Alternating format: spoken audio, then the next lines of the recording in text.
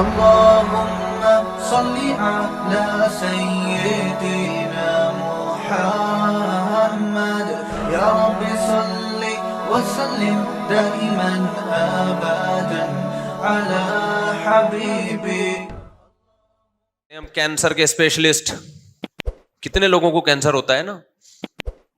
Cancer کے specialist سے میری کئی دفعہ ملاقات ہوئی اور وہ اسپیشلسٹ بھی معمولی اسپیشلسٹ نہیں ہے، جو کینسر کے اسپیشلسٹ کو پڑھاتے ہیں، یعنی اسپیشلائزیشن کرواتے ہیں کینسر میں. اور یورپ کے ایک دفعہ ملاقات کے لیے آئے، میں نے کہا ڈاکٹر صاحب آپ جو مجھ سے پوچھنے کے لیے آئے وہ بعد میں پوچھنا، پہلے میں آپ سے کچھ چیزیں پوچھنا چاہتا ہوں. کینسر سے بچنے کے لیے کیا کرنا چاہیے؟ یہ میں صحت پہ آپ کو رپورٹیں پیش نہیں کر رہا. آپ کہیں مفتی صاحب کیا شوگر، کینسر، اور یہ تو ڈاکٹروں کا کام ہے بھائی، یہ ڈاکٹروں سے پوچھو. میں تو آپ کو میڈیکل سائنس کی رپورٹوں سے عبرت دلا رہا ہوں کہ اللہ رسول کی باتوں سے عبرت نہیں ہوتی، ڈاکٹروں سے ہی پوچھ لو عبرت ہو جائے گی. یہ دنیا دل لگانے کی جگہ بولو نہیں ہے، یہ 4 شادیوں کی جگہ ہے بس، تاکہ دل لگے ہی نہیں. یہاں پہ یہ 4 شادیوں سے بھی مسافر خانے کا احساس پیدا ہوتا ہے. پتہ ہے آپ کو، لوگ سمجھتے ہیں 4 شادیاں یہ دنیا کی محبت کی علامت ہے، حقیقت ہے دنیا کے مسافر خانہ سمجھنے کی علامت ہے. 4 شادیوں والے کا کوئی گھر ہوتا ہی نہیں ہے، ایک دن یہاں تو دوسرے دن وہاں، پھر تیسرے دن وہاں، چوتھے دن وہاں. ایک صاحب نے مجھ سے کہا نا، میرا وہ بڑا لطیفہ ہٹ ہوا تھا. میری 2 گھر والے تھے، تو میں ایک گلشن اقبال میں، ایک ہاکسبے روڈ کی طرف، کتنا فاصلہ تھا نا. تو ایک اسٹیٹ ایجنٹ تھے میرے دوست، میں ایک دن یہاں تو دوسرے دن بس میں بیٹھ کے جاتا تھا. میں وہ ہاکسبے کتنا دور، 1.5 گھنٹہ لگتا تھا. انہوں نے کہا مجھے آپ پہ بہت ترس آتا ہے، ایک دن یہاں اگلے دن وہ ادھر. کہتے ہیں نا دھوبی کا کتا نہ گھر کا نہ گھاٹ کا، کوئی ٹھکانا ہی نہیں ہے. میں نے کہا ترس مجھے آپ پہ آتا ہے، ایک دن وہاں، دوسرے دن بھی وہاں، تیسرے دن بھی وہاں. 10 سال ہو گئے وہاں، 15 سال ہو گئے وہاں. ہم نے کہا ہم تو ایک دن یہاں تو دوسرے دن کہاں ہیں، وہاں ہیں. پھر میں نے ان کو بتایا کہ دنیا مسافر خانہ ہے، اس میں مسلمان کا کوئی ٹھکانا نہیں. یہ گھر ور کی محبتیں، 4 پائیوں سے، پلنگوں سے، دیواروں سے، یہ ان لوگوں کا کام ہے بھائی جو دنیا سے محبت کرتے ہیں. ہمارا تو کوئی پلنگ ہی نہیں ہے، کوئی پتہ نہیں ہوتا آج کہاں سونا ہے. ہم نے رپورٹ آ جاتی ہے آج فلاں جگہ کی باری ہے، چل بھائی. مسلمان کا کوئی گھر در و دیوار، اینٹیں بولو نہیں ہوتی. اینٹوں سے محبت، پلنگوں سے محبت، بستروں سے محبت، یہ ان لوگوں کا کام نہیں ہے جو دنیا کو مسافر خانہ سمجھتے ہیں. آپ کو پتا ہے 2 پیغمبروں نے اپنی قوم کو یہ نصیحت کی تھی. صالح علیہ السلام نے بھی، ہود علیہ السلام نے بھی. ہود علیہ السلام نے کیا فرمایا؟ وَتَتَّخِذُونَ مَصَانِعَ لَعَلَّكُمْ تَخْلُدُونَ. تم ایسے گھر بناتے ہو جیسے تم نے ہمیشہ رہنا ہے اس میں. حالانکہ اپنے پیسوں سے گھر بنا رہے تھے، کوئی رشوت کے پیسوں سے نہیں بنا رہے تھے. سوال پیدا ہوتا ہے بھائی جب اپنے پیسوں سے، حلال کے پیسوں سے گھر بنا رہے ہیں تو پیغمبر کو اس پہ اعتراض کیوں ہے؟ کیا گھر نہ بنائے؟ اب پھر یہاں سے میرا آپ کا اختلاف کیا ہو گیا شروع. اختلافی مسائل چھیڑ دیتے ہیں مفتی صاحب. جب میں نے، میرا یہ کلپ چلتا ہے نا، ذاتی گھر کوئی اتنی بڑی کوئی ضرورت نہیں ہے، تو لوگ پھر بہت اعتراض کرتے ہیں. میں نے گھر بنانے سے منع نہیں کیا بھائی، بار بار کہتا ہوں اگر بہت آمدن ہے تو بناؤ، زیادہ آمدن نہیں ہے تو مت بناؤ. کھانے پینے پہ زور لگاؤ پھر زیادہ. بہت اللہ نے دے دیا پیسہ تو ٹھیک ہے بنا لو، اور وہ بھی اتنا بڑا، اتنا بنگلہ، اتنا خوبصورت. یہ بے وقوفوں کے کام ہے. تو میں آپ کو گنہگار نہیں سمجھتا زیادہ مضبوط گھر بنانے پر، بے وقوف اور احمق سمجھتا ہوں. یعنی ٹانگیں قبر میں لٹکی ہوئی ہیں، پتہ ہے 10-20 سال کے بعد مر جانا ہے، اور اربوں روپے پھونک دیے بنگلہ بنانے پر، تو بے وقوف نہیں تو اور کسے بے وقوف کہتے ہیں میرے بھائی؟ شوگر کا اسپیشلسٹ کہہ رہا ہے کوئی شوگر کی گارنٹی نہیں ہے، کینسر کا اسپیشلسٹ کہہ رہا ہے کینسر کی گارنٹی نہیں ہے، ہارٹ پیشنٹ کے کبھی بھی مر سکتا ہے، پھر اربوں روپے پھونک دیے کس میں؟ سریے اور دیواروں میں. اٹ از کالڈ حماقت. اس کو کیا بولتے ہیں؟ کسی بھی عقل مند سے پوچھو گے بولے گا بھائی یہ بے وقوفی ہی ہے. تو ہود علیہ السلام نے قوم سے کیا فرمایا؟ تتخذون مصانع لعلکم تخلدون. اپنے پیسوں سے، حلال کے پیسوں سے بنا رہے ہو، گھر بنا رہے ہو، گھر بنانے پہ ہمیں اعتراض نہیں ہے. اتنے مضبوط بناتے ہو جیسے تم نے ہمیشہ رہنا ہے یہاں پہ. حالانکہ اس قوم کی عمریں ہماری عمروں سے بہت زیادہ تھیں. ان کی ہڈیوں میں کیلشیم ہماری ہڈیوں میں کیلشیم سے زیادہ تھا. ان کی ہڈیوں میں سریا بحریہ ٹاؤن میں بننے والے بنگلے کی بنیادوں میں سریے سے زیادہ تھا. اس کے باوجود پیغمبر ان سے کہہ رہے ہیں تم ایسے گھر بناتے ہو جیسے تم نے یہاں سے نکلنا ہے ہی نہیں. مسافر خانہ ہے بھائی، اتنا لفٹ کراؤ اس دنیا کو جتنا یہاں رہنا ہے. صالح علیہ السلام نے بھی اپنی قوم سے یہی کہا. صالح علیہ السلام نے کیا فرمایا؟ وَتَنْحِتُونَ مِنَ الْجِبَالِ بُيُوتًا فَارِهِينَ، چٹانوں کو تراشتے ہو اور اندر بنگلے کھڑے کر دیتے ہو.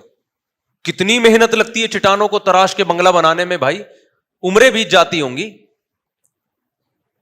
تو اور صدیوں تک وہ گھر ابھی بھی نشانات ہیں. میں ترکی گیا ہوں نا، ترکی کے بارڈر پہ، وہاں آپ دیکھیں گے غاروں کے اندر پورے محل بنے ہوئے ہیں. اگر ان کو پتا ہوتا نا کہ یہ ولاگنگ کے کام آئیں گے ہمارے محل ہمارے مرنے کے بعد، تو شاید وہ اتنی محنت نہ کرتے. وہ کہتے ہیں ہم تو اپنے لیے بنا رہے ہیں. 50 سال لگ جاتے ہوں گے اس محل کو تیار کرنے میں. زندگی میں کتنے سال رہ جاتے؟ 20-30 سال رہ جاتے تھے. کہتے ہیں بچوں کے لیے بنا رہے ہیں، تو بچوں کے لیے آپ پراپرٹی لے کے ڈال دو اگر اللہ نے بہت پیسہ دیا ہے، یا گھر لے کے ڈال دو، لیکن یہ ذہن میں رکھو کہ جب یہ بڑے ہوں گے نا، یہ یہاں رہیں گے نہیں. اگر بچے ماں باپ کے گھر میں رہتے نا، تو ہم سب آدم علیہ السلام اور اماں ہوا کے گھر میں رہ رہے ہوتے ابھی. کیا خیال ہے بھائی؟ نہیں یاری بات، میرا خیال ہے اوپر سے گزرنا شروع ہو گئی ہے.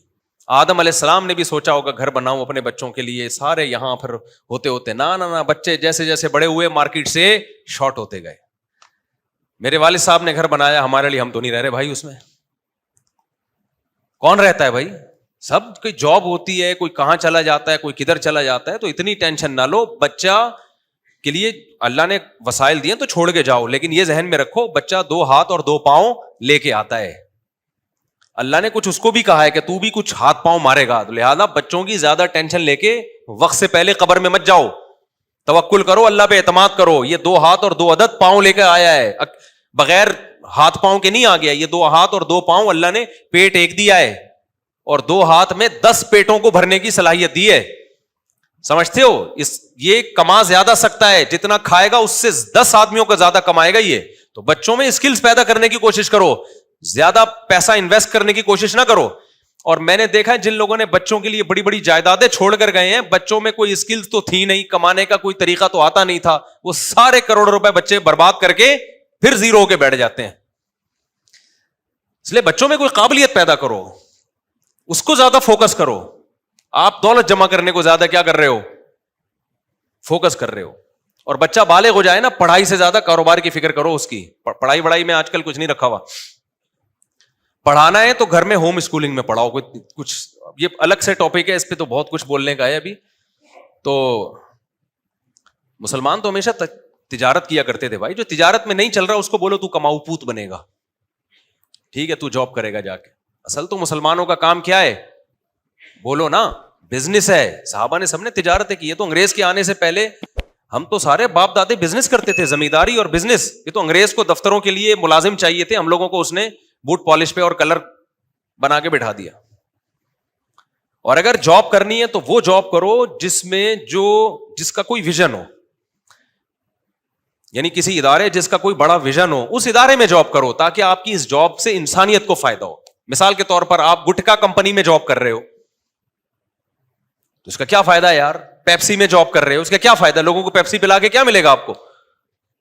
ٹیچر بن جاؤ کسی یونیورسٹی میں، اس میں آپ لوگوں کو کیا کر سکتے ہو؟ گائیڈ. آپ کسی مدرسے میں استاذ بن جاؤ، وہاں آپ کیا کرو گے؟ لوگوں کو دین سکھاؤ گے. تو اس طرح کی جو جاب ہے، فوج میں چلے جاؤ اس نیت سے کہ بارڈر کی حفاظت کروں گا.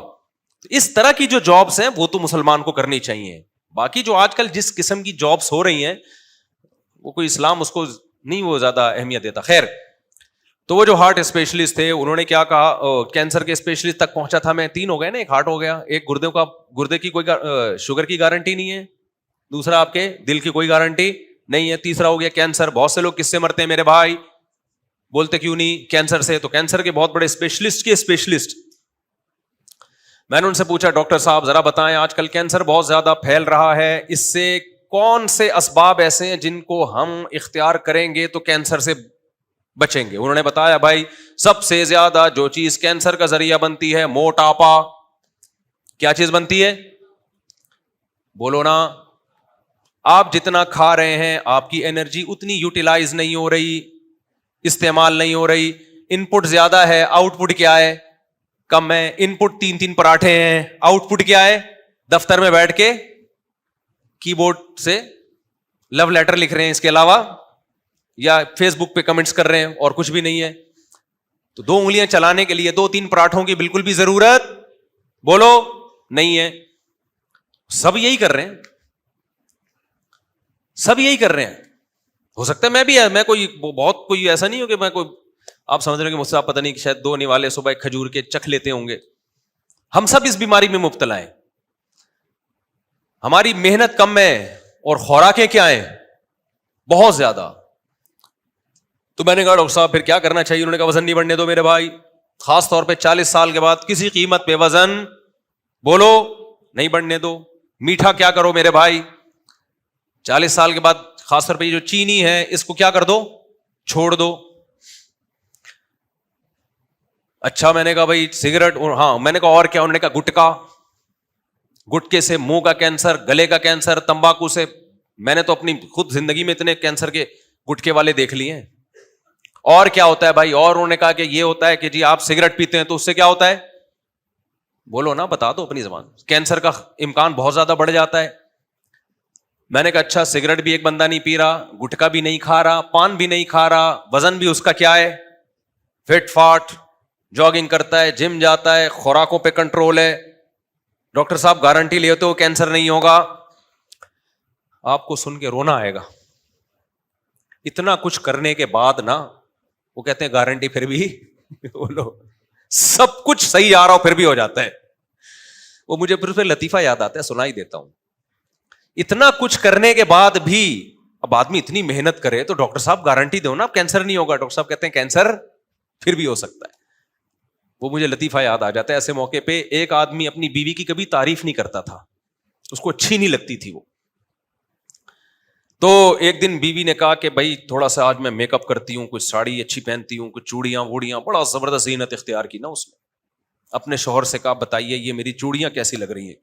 ہاں شوہر نے جب دیکھا نا بیگم پہ, بیگم کو سے کہا تھا یار آج تو بڑی خوبصورت چوڑیاں پہنی ہوئی ہیں. کہتی تھینک یو جی. آج تو بیگم بڑا ٹائٹ میک اپ لگایا ہوا ہے. تھینک یو جی. آج تو تم نے ساڑی بھی بڑی خاندانی پہنی ہوئی ہے, بڑی بیگم خوش ہو رہی ہے نا. تھینک یو جی. اچھی پھر بھی نہیں لگ رہی. یہ ساری چیزیں بہت اچھی تم نے پہنی ہوئی ہیں مگر تم اچھی بولو پھر بھی نہیں لگی. ہمارے ایک دوست تھے, ان کو رنگین ٹوپیاں پہننے کا شوق تھا جب ہم کالج میں پڑھتے تھے, کلرفل ٹوپیاں. مجھے یہ تھا کہ ٹوپی پہننی ہے تو یہ سادہ چائنا والی. ان کو شوق تھا نیلی پیلی نا بتیاں لگی ہوئی ہیں اس میں, تو بڑی چمکدار قسم کی ٹوپیاں خرید کے. میرے کلاس فیلو ہیں, بیان بھی سنتے ہیں. ایک دن میں نے ان سے کہا, میں نے کہا یار یہ تم کیا نیلی پیلی پہن رہے ہو؟ کہہ رہے یار اچھی نہیں لگ رہی ٹوپی. میں نے کہا دیکھو ٹوپی کا اچھا لگنا کافی نہیں ہے, ٹوپی پہن کے بندہ بھی اچھا لگے. یہ ٹوپی واقعی بہت خوبصورت ہے, اسے پہن کے بندہ اچھا نہیں لگتا. میں نے کہا آپ کیا کرو چوڑیاں پہن لو, چوڑیاں تو خوبصورت ہوں گی لیکن بندہ پہن کے اچھا لگے گا چوڑیاں پہن کے؟ ایک بڑا خوبصورت سا دوپٹہ ہے, اس میں وہ پیکو شیکو ہوا ہوا ہے, دوپٹہ تو بڑا خوبصورت ہے لیکن وہ جب آدمی پہنے گا تو اچھا لگے گا. تو ہر اچھی چیز استعمال کے بعد وہ چیز تو اچھی ہوتی ہے, ضروری نہیں کہ بندہ بھی اچھا لگنا شروع کر دے وہ. تو اس آدمی نے اپنی بیگم کے ہر چیز کی تعریف کی, آخر کہا اچھی تو پھر بھی, یہ ساری چیزیں اچھی ہیں مگر تو اچھی نہیں لگ رہی. تو ڈاکٹر صاحب کی اس بات سے نا مجھے یہ لطیفہ یاد آیا. میں نے کہا ڈاکٹر صاحب اس نے سگریٹ بھی چھوڑ دی, گٹکا بھی چھوڑ دیا, پان بھی چھوڑ دیا, ایکسرسائز بھی کر لی, خوراک پہ کنٹرول بھی کر لیا, کینسر سے بچنے کی گارنٹی پھر بھی نہیں ہے. اس کا یہ مطلب نہیں ہے کہ آپ احتیاطیں نہ کریں, چانسز بہرحال کم ہو جاتے ہیں. جو ہمارا لائف اسٹائل ہے اس میں تو شوگر کا بھی چانس ہے کہ 90% شوگر بھی ہوگی, کینسر بھی ہوگا, بلڈ پریشر بھی ہوگا, اٹیک سے بھی مرو گے. جو نہیں مرے اب تک ان پہ حیران ہو کہ یہ مرے کیوں نہیں ابھی تک. تو میں یہ نہیں کہہ رہا کہ آپ احتیاط نہ کریں, لیکن گارنٹی ڈاکٹر صاحب کی طرف سے میرے بھائی بولو کوئی بھی نہیں. اور اس سے آگے چل کے ایک اور بات کرتا ہوں میں, اگر ڈاکٹر گارنٹی لے بھی لے, ڈاکٹر کہے بھائی تیرا لائف اسٹائل اتنا خاندانی ہے نا, او ہو کہ ابھی WHO کی ایک رپورٹ آئی ہے کہ جس کا ایسا لائف اسٹائل ہوگا اس کے بارے میں WHO کی طرف سے گارنٹی ہے کہ نہ اس کو کبھی شوگر ہوگی, نہ بلڈ پریشر ہوگا, نہ اس کے گردے کبھی خراب ہوگے, نہ اس کو ہارٹ اٹیک ہوگا, یہ 150 سال جیے گا. یہ اول تو ایسی کوئی گارنٹی ہے نہیں. فرض کرو سائنس نے اتنی ترقی کر لی کہ ایسی چیزیں ایجاد ہو گئی ہیں کہ اب جی 150 سال تک یہ میڈیسن جو لے گا یا یہ خوراک جو کھائے گا وہ کب تک زندہ رہے گا؟ 150 سال تک. فرض کرو سائنس نے ترقی کر لی. مجھے ایک بات بتاؤ, کراچی میں جو گٹر کے ڈھکن ہیں ان کی کوئی ذمہ داری لے گا؟ چلتا ہوا آدمی کہاں گر جاتا ہے؟ بولو. نہ شوگر تھی, نہ بلڈ پریشر تھا, گٹر دیکھتا ہے کہ چونکہ یہ شوگر بھی نہیں ہے, اس کو WHO نے سرٹیفکیٹ دیا 150 سال زندہ رہے گا, لہذا اس کو نیچے گرنے سے کیا کر لو, روک لو. ٹرک والا جب ٹرک چلا رہا ہوتا ہے وہ یہ دیکھتا ہے کہ یہ صحت کے سرٹیفکیٹ لے کے گھوم رہا ہے یا نہیں گھوم رہا, وہ کچلتا ہوا بولو جاتا ہے. کوئی گارنٹی نہیں ہے بھائی. آپ کہہ سکتے ہو یہ حادثات, امریکہ میں تو گٹروں کے ڈھکن ہوتے ہیں, چلو ہم امریکہ چلتے ہیں, وہاں جا کے رہیں گے, وہاں یہ حادثات کا چانس کم ہے. بھائی وہاں جب حادثہ ہوتا ہے تو ہول سیل کے حساب سے پبلک جاتی ہے, یہاں تو ایک بندہ مرے گا دوسرا سدھر جائے گا کہ سڑک پہ چلو ہی نہیں, ٹرک مارتا ہے. جاپان میں ٹرین کتنی زبردست, جاپان نے ٹرین کی ٹیکنالوجی میں ترقی کی ہے, لیکن ٹرینیں وہاں بھی الٹتی ہیں. اور جب جاپان کی ٹرین الٹتی ہے نا تو 500 کلومیٹر فی گھنٹہ جو ہماری ٹرین الٹے گی نا, الٹنے سے پہلے آپ چھلانگ لگا سکتے ہو. حقیقت ہے, اتنا چانس دیتی ہے وہ, کیونکہ ایسے چھکا چھک چل رہی ہوتی ہے اور کھڑکڑ کھڑکڑ کی آوازیں آتی ہیں, پہلے انجن ہلتا ہے, ٹرین آپ کو اندازہ ہو جاتا ہے کہ بھائی کچھ زیادہ ہی ہو گیا آج. بہت موقع ملتا ہے کہ بھی چھلانگ لگا لے تو. کہ جو 500 کلومیٹر پر آور سے بھاگ رہی ہے نا, اللہ نہ کرے جب اس میں حادثہ ہوتا ہے تو پھر چھلانگ لگانے کا موقع, پھر ایسے گاجر مولی طرح کٹتے ہیں لوگ, جہاز بھی گرتے ہیں. میں ایک سفر کر رہا تھا, ایک پائلٹ نے مجھے بتایا, جہاز میں پائلٹ نے, تو ہر طبقے سے جب آدمی مشہور ہوتا ہے تو ہر طبقہ جاننے لگتا ہے تو دوستی ہو جاتی ہے. ایک آپ کو دلچسپ واقعہ بتاؤں, میں سعودیہ جا رہا تھا تو ایک خوشبو میں نے بڑی خاندانی لگائی ہوئی تھی, تو ایئر ہوسٹس کو وہ خوشبو بڑی پسند آ گئی. مجھ سے ڈائریکٹ تو اس نے شرم کی وجہ سے کہا نہیں, جو اسٹیورڈ ہوتا ہے نا اس کو بولا کہ مفتی صاحب نے کون سی خوشبو لگائی ہوئی ہے, یہ بڑی زبردست خوشبو ہے. تو میں نے جیب سے نکال کے اس کو دکھا دی, یہ والی خوشبو لگائی ہوئی, اور پھر میں نے جیب میں ڈال دی. اچھا مجھے تو ذہن میں ہی نہیں رہا کہ یہ بیچاری مانگ رہی ہے خوشبو یا کیا, میرے دماغ میں واقعی یہ بات نہیں آئی. اچھا اب میں نے اپنے دوستوں کو جا کے بتایا کہ یار یہ خوشبو, اب ہر آدمی وہ خوشبو مجھ سے مانگ رہا ہے. تو ہمارے ایک دوست ہانگ کانگ گئے, وہ خوشبو لگا کے کہہ رہے کسی نے لفٹ نہیں کرائی. سمجھ میں آ رہی ہو نہیں آئی؟ میرا غلط, بہت گہری بات کہہ گیا میں, بہت گہری بات کہہ گیا, جلدی سمجھ میں نہیں آتی. یہ بالکل ایسا ہی ہے کہ کچھ لوگ جا رہے تھے تو گروپ کی شکل میں نا, انہوں نے کہا اگر کسی نامحرم عورت پہ نظر پڑے تو استغفار پڑھنا ہے, استغفر اللہ استغفر اللہ. اچانک استغفار کی آواز آئی, سب نے بولا کہاں ہے بھائی کہاں ہے. سمجھ رہے؟ اچھا خیر, تو ٹرکوں کی گارنٹی کون؟ ہاں وہ میں بتا رہا تھا کہ پائلٹ نے بتایا, میں نے کہا بھائی کوئی حادثے آپ نے کبھی دیکھے ہو, جہاز میں کتنا سیکیورٹی کا نظام ہوتا ہے نا, کتنا بہترین. انہوں نے بتایا رشیا میں ایک دفعہ ہم جا رہے ہیں, رشین جہاز تھا روس کا. اچھا میں نے کسی بیان میں روس کو سوویت یونین کہہ دیا, غلطی سے کہہ دیا ہے. تو سوویت یونین تو افغانستان کی لڑائی کے بعد مارکیٹ سے شارٹ ہو گیا. تو لوگ ایسی غلطیاں پکڑتے ہیں, پھر طنز یہ کرتے ہیں ان کو ہسٹری کا نہیں پتا. اب ہمیں کیوں نہیں پتا افغانستان کی اور رشیا کی ہسٹری کا؟ تو یہ سبقت لسانی سے. اسی طرح میں نے ایک دفعہ بیان میں فلا صدقہ میں ترجمہ غلطی سے کر دیا کہ صدقہ نہیں دیا اس نے, حالانکہ صدقہ یصدقو کا معنی تصدیق کرنا ہوتا ہے. وہ زبان کی ایک مسٹیک ہے, اس کو بعض لوگوں نے کلپ بنایا کہ جس کو قرآن کی اس آیت کا ترجمہ نہیں پتا. صدقہ یصدقو تصدیقاً, یہ تو پوری گردان سنا دوں میں آپ کو. تو وہ منہ سے غلطی سے نکل گیا, وہ بیان میں بعض دفعہ دھیان کہیں اور ہوتا ہے. تو صدقہ میں وہ لفظ آ رہا ہے نا, اور پھر قرآن میں ہمیشہ نماز صدقہ ساتھ ہی ہے, اس لیے توجہ نہیں گئی اس طرف. تو لیکن لوگ ایک دم غلطی پکڑ کے کلپ بناتے ہیں, قرآن نہیں آتا. تو ایسی سبقت لسانی جسے کہتے ہیں نا, زبان سے آدمی سوچ کہیں اور ہوتی ہے کہیں اور, تو اس کو ایک دم سے فتویٰ نہ لگا دیا کریں کسی کے بارے میں. تو روس کا ایک جہاز تھا, انہوں نے بتایا پائلٹ نے کہ وہ جہاز جس ٹریک پہ ہم جا رہے ہیں نا سامنے سے اسی پہ آ رہا تھا, حالانکہ جہازوں میں ایسا نہیں ہوتا. اور کہہ رہے ہیں کہ 5 کلومیٹر دونوں جہازوں کا فاصلہ. تو وہ جہاز میں نا ایک آٹومیٹک الارم بجتا ہے جو ایمرجنسی کا ہوتا ہے, یعنی چند سیکنڈ کے بعد دونوں جہازوں نے آپس میں ٹکرا جانا تھا. چند سیکنڈ کے بعد. پیچھے مسافروں کو کچھ نہیں پتا تھا کیا ہو رہا ہے, لیکن آگے پائلٹ کی حالت کیا ہوئی ہوگی آپ سوچو کہ 5-10 سیکنڈ کے بعد ہمارے پرخچے اڑ جانے. کہہ رہے ہیں وہ اللہ کا فضل یہ ہوا کہ وہ کوئی آٹومیٹک سسٹم لگا ہوتا ہے, اس نے ٹرن لیفٹ کا کہا اور سامنے والے جہاز کو بولا ٹرن لیفٹ, تو اس نے ادھر لیفٹ کیا, ادھر یہ 1-2 سیکنڈ کے اندر کرنا ہوتا ہے پائلٹ نے. حالانکہ ایسے موقع پہ انسان بوکھلا جاتا ہے کہ بھائی یہ کیا ہو گیا, پتا چلا 10 لیفٹ بولا اور اس نے رائٹ کر دیا. تو کہہ رہے وہ لیفٹ ہوا ہے اور دونوں جہاز یوں گئے ہیں ایسے کر کے, سلام دعا کرتے ہوئے, الیکس سلیکٹ کرتے ہوئے. پیچھے لوگوں کو نہیں پتا کیا ہوا ہے, وہ تو تھوڑا سا ہلے اور سیدھے ہو گئے. تو میں نے کہا ایسا ہوا کیوں ہے, سسٹم کی خرابی. انہوں نے کہا نہیں, رشیا میں بعض دفعہ پائلٹ پی کے نکلتے ہیں. حالانکہ کتنا ان کا سسٹم ہے چیک کرنے کا پائلٹ کا نا, الکوہل کتنی اس کی باڈی میں, بہت زبردست سسٹم ہے. اس کے باوجود بھی بھائی یہ سسٹم انسان کا بنایا ہوا ہے, انسان سے غلطی. وہ پائلٹ پی کے نکلے تھے تو پائلٹ سمجھ رہا تھا پائلٹ ہو گیا الٹا. میرا خیال ہے یہ پینے کے بعد جو ہے نا وہ الٹا ہوتا ہے, تو وہ ہو گیا الٹا. وہ سمجھا کہ جہاز الٹا ہوا ہے, تو جہاز کو سیدھا کرنے کی کوشش کی ہوگی اس نے. ایک شرابی جیسے ہے نا, وہ مشہور واقعہ ہے کہ شراب کتنی بری چیز ہے. دیکھو آپ, دونوں جہازوں کے پرخچے اڑا دینے تھے اس نے. خیر بچ گئے, پتہ نہیں کیس ویس ہوا ان کے خلاف, کیا ہوا ہوگا. تو باہر ملکوں میں یہ ہوتا ہے, زیادہ پی لی, ٹیسٹ میں آیا نہیں, اور پی کے جہاز خود الٹے ہو گئے. وہ سمجھے کہ ہر چیز کو سیدھا کرنے کی کوشش میں لگے ہوئے, اپنے آپ کو سیدھا کرنے کے بجائے ساری چیزیں الٹی کر دی. وہ ایک شرابی تھا نا, فائر بریگیڈ کے عملے میں تھا, تو شراب پی کے چلا گیا. وہ سب سے زیادہ محنت اسی نے کی, جا کے لوگوں کو نکال کے رہا رہے, 1 بندہ 2 بندہ. لوگ کہہ رہے یار کیا ہو گیا اس کو, 10-15 بندے نکال دیے اس نے نا. تو بعد میں پتا چلا جتنے بھی فائر بریگیڈ کے عملے کے لوگ تھے نا جو آگ بجھانے گئے ہوئے تھے, کمبخت ان سب کو نکال کے لے آیا. سمجھ میں آ رہی ہے بات؟ یہ ہے پینے کے سائیڈ افیکٹ. اس لیے شراب پی کے طلاق دو گے, طلاق ہو جائے گی. خوب اچھی طرح ذہن میں رکھو, کیونکہ شریعت میں طلاق کا مدار زبان پر ہے, اور شراب شریعت میں قابل عذر نہیں ہے. خوب سمجھ لو.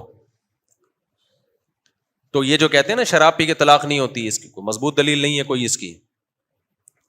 ثلاث جدہن جد وہزلہن جد. اب آپ کہہ سکتے ہو اس کو تو دماغ ہی کام نہیں کر رہا. تو پینے سے پہلے تو دماغ کام کر رہا تھا نا, کیوں پی جب پتا تھا کہ کچھ بھی ہو سکتا ہے. اس لیے شریعت میں شراب آپ نے پی اور کسی کو چاقو مار دیا غلطی سے, تو آپ سے قصاص لیا جائے گا. یورپ میں تو یہ عذر ہے کہ آپ پی بھی تھی آپ کو پتہ نہیں چلا. اسلام میں شراب عذر نہیں ہے. بندہ مار دیا آپ کو قتل کیا جائے گا, قصاص لیا جائے گا. آپ کا یہ کہنا کہ میں پی بھی تھی مجھے نہیں پتا چلا تھا اس لیے میں سمجھا گائے ذبح ہو رہی ہے تو میں بندہ مار دیا, بندہ ذبح کر دیا, تو اسلام میں یہ عذر قابل قبول نہیں ہے. اس لیے کہ اسلام یہ کہے گا کہ پی تو اپنے اختیار سے ہے نا. شراب پینے سے پہلے تو دماغ کام کر رہا تھا نا, جب آپ کو پتا تھا پینے کے بعد کچھ بھی ہو سکتا ہے, تو آپ پھر خود ذمہ دار ہو ہر عمل کے. سمجھتے ہو کہ نہیں سمجھتے ہو؟ آج کیونکہ شراب کا رجحان بڑھ رہا ہے اور دے دنادن طلاقیں نکال رہے ہیں, اور میں ان کی عورتوں سے کہتا ہوں کہ وہ کہتی ہے نا فتویٰ لاتی ہیں کہ طلاق نہیں ہوئی, میں کہتا ہوں کہ شکر ادا کرو طلاق ہو گئی ہے, کیونکہ کل آج جو شراب پی کے تمہیں 3 طلاقیں دے سکتا ہے, کل وہ شراب پی کے گلا بھی دبا سکتا ہے. کل جیسے طلاق دے کے بول رہا ہے میرا دماغ کام نہیں کر رہا تھا, کل گلا دبا دے گا, دانت توڑ دے گا, بولے گا میرا دماغ کام بولو نہیں کر رہا تھا. کچھ بھی کر لے گا, وہ تو اچھا ہے, جان چھوڑ گئی اس سے. تو خیر, تو اب دیکھو کتنا, یعنی اب کتنا زبردست سسٹم ہے. پھر بھی حادثے کا امکان جہاز میں ایسا نہیں ہوتا کہ 100% کیا ہو جائے, امکان ہی ختم ہو جائے. نہ امکان نہیں ختم ہوتا. اور پی آئی اے میں تو الحمدللہ آپ کو پتا ہے, پی آئی اے کے خلاف زیادہ نہیں بولتا میرے بھائی, ہماری اپنی ایئر لائن ہے. پھر وہ لوگ غصہ کرتے ہیں, آپ کو تو چاہیے پی آئی اے کو پروموٹ کریں, تو آپ خود سفر کریں پی آئی اے میں. اچھا خیر, تو میں نے وہ ڈاکٹر جو کینسر کے تھے, میں نے ان سے پوچھا کہ پھر کیوں ہو جائے کینسر, جب وہ سگریٹ سے بھی بچ رہا ہے, پان گٹکے سے بھی بچ رہا ہے, چینی بھی نہیں کھا رہا, وزن بھی مینٹین ہے, تو پھر کیوں ہو رہا ہے. انہوں نے بتایا بھائی بعض دفعہ ہوا سے اڑ کے کوئی ایسا جرثومہ پیٹ میں چلا جاتا ہے, وہ کینسر کا ذریعہ بنتا ہے. اور بعض دفعہ کیوں ہوتا ہے یہ ڈاکٹر کو بھی پتا نہیں ہے. میڈیکل سائنس نے ترقی کی ہے, لیکن ابھی ترقی کی انتہا کو نہیں پہنچی ہے. میڈیکل سائنس یہ دعویٰ نہیں کر سکتی کہ سب کچھ پتا چل گیا ہے ہمیں. جو پتا چلا ہے وہ رپورٹ سامنے رکھ دیتے ہیں, جو نہیں پتا چلا وہ تو بہت کچھ ہے جو نہیں پتا چلا. تو حادثے بھی ہو جاتے ہیں, اور باہر ملکوں میں بھی ہوتے ہیں حادثے. جب کورونا آیا ہے, کورونا, تو بتاؤ اس نے پاکستان میں زیادہ تباہی مچائی ہے یا ترقی یافتہ ملکوں میں؟ ترقی یافتہ ملکوں میں زیادہ تباہی پھیلی ہے اس سے. وجہ کیا تھی کہ وہ صحت کا بہت زیادہ خیال رکھتے ہیں. اس بہت زیادہ خیال کی وجہ سے ان کا امیون سسٹم کیا ہو گیا, یہی چیز ان کی موت کا ذریعہ بن گئی. ہمارے یہاں مچھر, الحمدللہ, میں نے ڈاکٹر کو کہا جب کووڈ ہو رہا تھا, میں نے کہا ڈاکٹر صاحب میرے کتنے چانسز ہیں کووڈ سے مرنے کے؟ انہوں نے کہا بہت کم چانسز ہیں. آپ کو کبھی ملیریا ہوا؟ میں نے کہا ہاں ہوا ہے. انہوں نے کہا کم چانسز ہیں. ملیریا والوں کو کووڈ سے مرنے کا چانس کیا ہے؟ ایک دفعہ مچھر نے کوشش کر چکا ہے مارنے کی ان کو, مچھر ایک دفعہ مارنے کی پوری کوشش کر چکا ہے, نہیں مرے. اب ان کا جو امیون سسٹم ہے وہ کیا ہو گیا, وہ طاقتور ہو گیا. اب کورونا سے مرنے کا چانس, ان کی تحقیق تھی واللہ عالم, کہ ان کی ایک تھیوری تھی, یا آپ کہہ لیں کہ ریسرچ کے لیے ایک ان کا ایک رائے تھی, جو چیز انسان کی حیات کا ذریعہ ہوتی ہے وہی چیز اس کی موت کا ذریعہ بن جاتی ہے. میرے بھائی, میں نے کہا کہ آپ نے موت کے سارے اسباب اختیار کر لیے کہ اب یہ بھی نہیں ہوگا, یہ بھی نہیں ہوگا, تو جہاز میں بیٹھو گے, جہاز کیا ہو جائے گا؟ پائلٹ ہو سکتا ہے زیادہ پی کے نکلا ہو, کچھ بھی نہیں ہو سکتا باہر سے. کووڈ میں دیکھو نا, کروڑوں لوگ دنیا سے گئے ہیں, کروڑوں, لاکھوں نہیں ہیں. کتنے مرے ہیں؟ کروڑوں لوگ مرے ہیں, کروڑوں. ہو سکتا ہے دوبارہ کوئی ایسی وبا آ جائے, کیا خیال ہے بھائی؟ اور پہلے وبائیں آتی تھیں ایک خاص علاقے تک, اب دنیا میں کہیں بھی کوئی وبا آئے گی نا تو پوری دنیا میں لازمی پھیلے گی, کیونکہ دنیا ایک گلوبل ولیج کی طرح بن چکی ہے, ٹریولنگ سب جگہ ہو رہی ہے, آپ اس کو کسی خاص علاقے تک روک نہیں سکتے. تو وبائیں آتی رہیں گی, لوگ مرتے رہیں گے.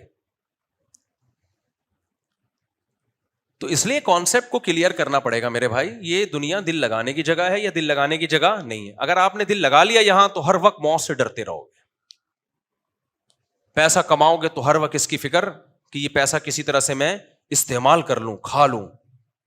تو چائنا والے کیا کرتے ہیں, وہ جو میں نے ملیشیا میں ولاگ بنایا تھا نا, اس میں چائنا نے کیا کیا کہ یار جب اتنا پیسہ ہم نے کمایا ہے, ہم نے محنت سے کمایا, ہم مر گئے تو بعد والے فری پھوکٹ میں کھائیں گے. حالانکہ وہاں تو وراثت کا نظام بھی نہیں ہے.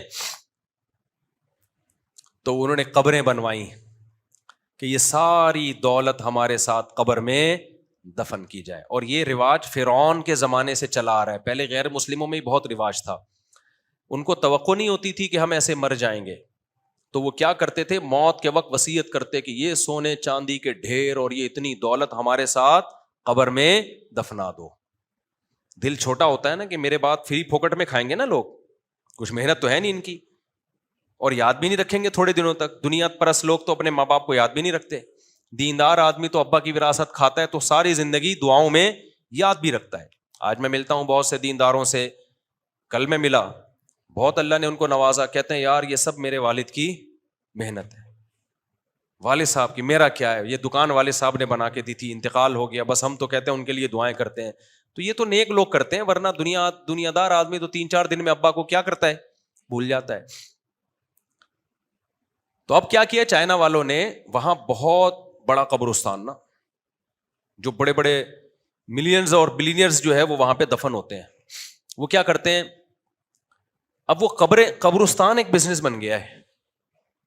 بڑے لوگ وہاں دفن ہوں گے تو زمین کی قیمت بڑھ گئی, تو اپنی زندگی میں قبر خریدتے ہیں, اور پھر کیا کرتے ہیں, قبر خریدنے کے بعد اسی دولت سمیت اس قبر میں دفن ہو گئے. لیکن آپ کو پتا ہے چرسی دنیا میں ہر جگہ ہوتے ہیں, ہیروئن چی الحمدللہ دنیا میں ہر جگہ. ابھی ہمارے ہاں یہ ہوا ہے کہ پرسوں رات کو 2:30-3 بجے کھٹ پٹ کی آواز آئی گارڈز کو, یہ باہر نکلے تو 3-4 چرسی بجلی کے کھمبے پہ چڑھے ہوئے ہیں. چرسی نہیں, ہیروئن چی تھے, اور 2-4 ریکی کر رہے ہیں کیونکہ دیکھ تو نہیں رہا. ایک کے پاس گدا گاڑی. یہ میں اس لیے بتا رہا ہوں تاکہ آپ لوگ ذرا محلے میں ہوشیار ہو جائیں. انہوں نے جا کے ان چرسیوں کو اتارا, سب کو اریسٹ کر کے ہاتھ باندھ کے یہاں مسجد میں لا کے بٹھا دیا. آپ ان کی ہمت دیکھو یار, کتنا, میرا خیال ہے 100 کلو سے زیادہ وزنی لوہا ہوگا, وہ جو پلیٹیں لگی ہوتی ہیں اس کا نام مجھے نہیں پتا, وہ انہوں نے کٹر سے کس طرح نٹ کاٹ کے اتار لیا. اتنا بھاری بھرکم, اتنی بھاری پلیٹیں, ٹھیک ٹھاک بھاری لوہا تھا, اور ان کی صحتیں آپ دیکھو تو ایسے پسلیاں نکلی ہوئی ہیں ان کی. ہیروئن جی کی کیا صحت ہوتی ہے, چڑھا کیسے اوپر. پھر ہم نے کیمروں سے دیکھا, ہمارے کیمرے لگے ہوئے نا تو چڑھتے ہیں اور کیسے کاٹ رہے ہیں, ایسے کٹ رہے تھے ان کے پاس, کٹ کٹ کٹ کٹ کٹ ایسے. اسلحہ نہیں تھا ان کے پاس, اس لیے میں نے ان کو بولا ہاتھ ہلکا رکھو, اسلحہ نہیں ہے. اسلحہ ہوتا ہے نا ڈاکو پہ ہاتھ ہلکا نہیں رکھنا چاہیے. تو وہ جب چرسیوں کو, ہیروئنچیوں کو نیچے لائے, یہ لوگ گرفتار کر لیا ہم نے. فجر کی نماز کے بعد جا کے ان کا معائنہ کیا نا, میں نے کہا ان کو پہلی فرصت میں چھوڑ دو, کوئی بھی مرا گیا نا ہمارے لیے مسئلہ, کیونکہ لگ رہا تھا سردی ہے نا, سردی. ایک تو کانپ رہا تھا, کہہ رہا تھا بھائی اچھا اس کو اس کی فکر نہیں تھی پلیٹوں کی, ایک کو وہ اپنا پائپ چاہیے تھا, پائپ گم گیا تھا. پھر اس نے کہا میں مر جاؤں گا مجھے اگر پائپ نہیں ملا. میں نے کہا بھائی پائپ لا کے دے اس کو, یہ مر گیا تو یہ نہیں مرے گا, ہم مریں گے, کیس بنتا ہے. آپ کو پتا ہے نا ہماری مسجد سے لاش ملی ہے. اچھا محلے میں جو بھی آ رہے زیارت کے لیے 2-3 چپیٹ اس کو, لوگوں کو موقع مل جاتا ہے کہ یار تبرکن دادی کے سال ثواب کے لیے چل بھائی ٹھش ایک لگایا, ابا کے سال ثواب. چوروں کو مارنے کو لوگ سمجھتے ہیں ثواب ہے.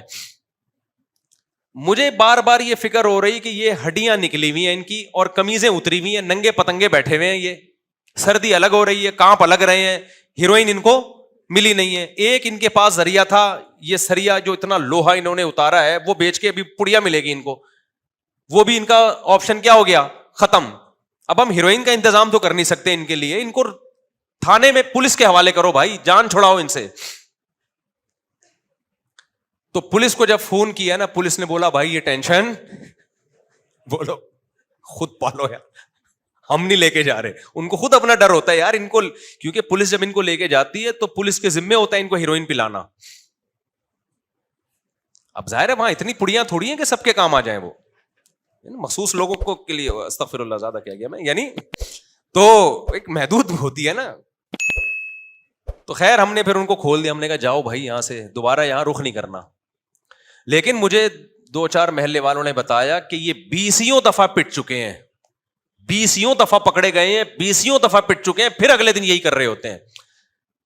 حقیقت یہ کہ قصور ان ہیروئنچیوں کا نہیں ہے, قصور سسٹم کا ہے. اب جس کو لت پڑ گئی ہے وہ تو پیے گا, وہ تو اس نے بتایا کہ ہم نہیں پیئیں گے مر جائیں گے ہم.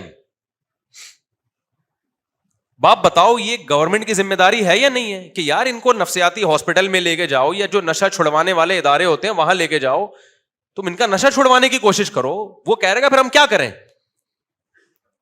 ہمیں تو چاہیے بھائی, فری میں مل رہی ہو تو بتا دو, ہم فری میں, ہم تو نہیں تو یہی کام کریں گے ہم. پھر ہمارے ایک دوست آئے, انہوں نے بتایا کہ ہم نے اپنے علاقوں سے 5, میں ایک پیکج دے رہا ہوں آپ کو ہیروئنچیوں کے لیے, بہترین پیکج ہے. انہوں نے بتایا کہ ہم نے اپنے علاقے سے 4-5 ہیروئنچی اسی طرح کھمبے سے پکڑے, چوری کر رہے تھے, اور روزانہ چوریاں. اور ہمارے یہاں بھی بکری بھی چوری ہوئی, اب مجھے لگ رہا ہے انہوں نے پی گئے, یہ 2 بکری کے بچے چوری ہوئے یہاں سے, جنریٹر کی بیٹری چوری ہوئی ہے. تو اب تو ہمیں لگا کہ بھائی یہ سارا کام یہی, اور ہر جگہ سے کر رہے ہیں. تو ہمارے ایک دوست نے بتایا کہ یار بہت زیادہ چوریاں ہو رہی تھیں, تو پھر جب یہ ہیروئنچی ہم نے پکڑے ہیں تو کہتے ہیں ہم نے مارنے پیٹنے کے بجائے نا, ہم نے کہا تمہیں ہر مہینے کتنا پیسہ چاہیے. انہوں نے بتایا کہ اتنا, 20,000 30,000 کچھ ایسے بتایا. انہوں نے کہا یار دیکھو تم یہاں چوکیداری کرو, 20,000 ہم سے لے لیا, ہیروئن نہیں دیں گے ہم, پیسے دیں گے تمہیں تنخواہ. کہہ رہے ہیں اس دن کے بعد سے جتنے چور پکڑے ہیں نا ہیروئنچیوں نے پکڑ کے ہمارے حوالے کیے.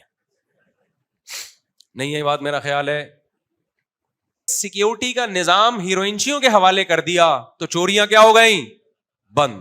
کیونکہ بےچارے مجبور تھے بھائی, وہ مجبور تھے, ان کو سٹا چاہیے, یا تو آپ ان کو کسی ہاسپٹل میں لے جاؤ چھڑواؤ, چائے نہیں چھوٹتی لوگوں سے, ہیروئن کہاں سے چھوڑے گا وہ. اب گورنمنٹ کی ذمہ داری ہے ایسے لوگوں کو پکڑ کے علاج کروائے, اور پھر ان کا حساب کتاب رکھے. اور پھر بھی کوئی پیتا ہوا پکڑا جائے تو اصل تو پیتا ہوا پکڑا جانے والا تو مجرم ہے. سوال پیدا ہوتا ہے ان کو پرووائڈ کون کر رہا ہے. سعودی عرب میں ذرا سا شک ہوا تھا کہ ہیروئن یہاں آئی ہے, پورے ملک میں جو ہے نا ایمرجنسی نافذ کر دی تھی. جب تک وہ ہیروئن کی پڑیائیں پکڑ نہیں لی ان لوگوں نے, وہاں کی گورنمنٹ چین سے نہیں بیٹھی ہے, اور وہ پکڑتے ہی فوراً گردن اڑا دیتے ہیں جو ہیروئن اسمگل کر رہا ہے. نہیں آئی میرا خیال ہے بات سمجھ میں. تبھی ایئرپورٹوں پہ لکھا ہوتا ہے کہ بھائی سعودی عرب میں نشہ اگر آپ لے کر گئے تو آپ کا سر قلم کر دیا جائے گا. وہ نہیں سنتے کسی کی بات. تو ایسا قانون اگر ہمارے ملک میں آ جائے تو اچھا نہیں ہے. کیا خیال ہے بھائی؟ کتنے لوگوں کو یہ نشے کی عادت, تو اصل تو وہ اسمگلر ہے, ان کو پکڑو بھائی, کون ہیروئن لے کر آ رہا ہے یہاں پہ. اور ہو سکتا ہے وہ پکڑتے کیوں نہیں ہے, ہو سکتا ہے جو پکڑنے والے ہوں وہی پڑیا کیا کر رہے ہو, تو پکڑے گا کون کس کو؟ تو ان کا بزنس چل رہا ہو پڑیا کا. تو اس پہ جب تک ایکشن نہیں لیا جائے گا تو فی الحال ہم تو نہیں روک سکتے ان چیزوں کو, ہم تو اپنے بچوں کی حفاظت کر سکتے ہیں, نگرانی کر سکتے ہیں. تو جب تک نہیں ہوتا تو ہیروئنچیوں کو پھر مجھے خیال ہو ہم نے چھوڑنا نہیں چاہیے تھا, ہم ان کو یہاں گلی کی سیکیورٹی ان کے حوالے کر دیتے کہ بھائی آپ کو ان کو بھی تو کھانا تو ہے نا, تو ہم ان کو پیسے دیتے ہر مہینے, بھائی اتنے پیسے ہم آپ کو آپ کی اجرت, ہیروئن پینے کے لیے نہیں دیں گے, اجرت کے لیے دیں گے تاکہ آپ چوریاں چھوڑ دو. اس کے بعد کیا ہوگا کہ دیکھو آپ کی گلی میں چوریاں ختم. ایسا نہ ہو کہ وہ پڑیاں ہی سپلائی کرنا شروع کر دیں, وہ پھر زیادہ خطرناک. تو یہ اس پہ سوچ لیں آپ لوگ عمل کرنے سے پہلے. بعض دفعہ یہ بھی ہوتا ہے کہ وہ کہیں گے یار یہ تو بچوں کو پڑیا کھلانا شروع کر دو. خیر, تو میں جلدی سے بات کو سمیٹ کے ختم کرتا ہوں. میرے بھائی, میں یہ عرض کر رہا تھا کہ آپ جس منزل کی طرف جا رہے ہو, دولت, شہرت, عزت, صحت, جن چیزوں کو منزل بنایا ہے, یہ چیزیں حقیقی منزل نہیں ہیں. کیونکہ دنیا کے جب اعتبار ہی نہیں ہے بھائی, کوئی بھی کسی بھی ٹائم پہ مارکیٹ سے شارٹ ہو سکتا ہے. ایسے ایسے واقعات میرے ذہن میں آ رہے ہیں نا. ہمارے ایک دوست محلے میں کسی کا انتقال ہوا تو وہ بڑے لمبے آدمی تھے. جب قبر بنائی ہے نا تو ان کو کہا کہ آپ بھی میت کے قد کے ہی ہیں, آپ ذرا اس میں لیٹ کے دیکھیں کہ پورے آ رہے ہیں کہ نہیں آ رہے. صحت مند جوان آدمی تھے, وہ لیٹ گئے. ٹھیک ہے جی, پورا آ رہا ہوں میں, میرے ہی قد کے تھے وہ ان صاحب کے قد کے, میرے قد کے نہیں, ان صاحب کے قد کے. ان کو قبر سے باہر نکال دیا. ٹھیک ہے جی, قبر پوری ہے. اللہ کی قدرت, وہ بڑے مضبوط دل کے, ایسا نہیں کہ آپ سمجھے قبر میں لیٹنے سے ڈر گئے, وہ ایسا کچھ نہیں ہے, میں جانتا تھا ان کو. اللہ کی قدرت یہ ہوئی کہ جو میت تھی نا اس کو کہیں گاؤں والوں نے کہا بھائی ہمارے یہاں بھیج دو, ہم اس کو دفناتے ہیں. ہم کراچی میں دفنا ہی نہیں رہے. وہ میت کا وہاں دفن ہونا کینسل, وہ قبر خالی رہ گئی. میت کو لے گئے کہیں گاؤں میں, اور ان کو ہارٹ اٹیک ہوا ہے, ان کی انتقال ہوا, اور سچی مچی میں وہ اس قبر میں بولو دفن ہوئے. کیا وہ تصور کر سکتے تھے جب اس قبر میں لیٹ رہے تھے کہ میں نے ہی یہاں آنا ہے؟ لیکن آپ کو میں ایک بات بتا دوں, ان چیزوں کی وجہ سے وہم کا شکار نہ ہو. اگر کہیں قبر میں لیٹنا پڑ جائے تو کوئی کچھ بھی اس سے مرتا نہیں ہے انسان, کیونکہ جن کا ایمان کمزور ہوتا ہے نا وہ کہتے ہیں اصل میں وہ اسی چکر میں مرے ہیں کیونکہ قبر میں لیٹ کے چیک کر رہے تھے. تو یہ بدشگونی اسلام میں جائز. جس نے نہیں مرنا ہوتا وہ روزانہ قبروں میں ڈھکن ڈھک کے بھی سوئے گا نا, نہیں مرے گا وہ. یہ جو جادوگر چلے کاٹ رہے ہوتے ہیں قبروں میں بیٹھ کے تو کاٹ رہے ہوتے ہیں. لیکن بس اللہ نے بتا دیا بھائی تو یہ سمجھ رہا تھا تو نے یہاں آنا ہی نہیں ہے ابھی, لیکن یہ قبر کس کے لیے ہے تو اچھی طرح ناپ کے دیکھ لے, کل تو نے ہی یہاں آنا ہے. تو میرے بھائی جب ایسی بے ثباتی کسی بھی ٹائم پہ مارکیٹ سے شارٹ ہو سکتے ہو تو پھر دولت کماؤ ضرور, دولت کو ہدف بولو نہیں, ہدف صرف آخرت. تو آخرت کے لیے پھر محنت کرو گے نا, پھر پیسہ بھی کما لو آخرت کے لیے کہ بھائی میں صدقہ خیرات زیادہ کروں گا, میں رشتہ داری جوڑنے میں پیسہ خرچ کروں گا, میں بوڑھے ماں باپ کو کھلاؤں گا, اس لیے میں کر رہا ہوں, میں 4 شادیاں کروں گا. اس نیت سے بھی پیسہ کماؤ گے انشاءاللہ, اللہ کی قسم ثواب ملے گا آپ کو. میں 4 عورتوں کی کفالت کروں گا, اس نیت سے پیسہ کماؤ.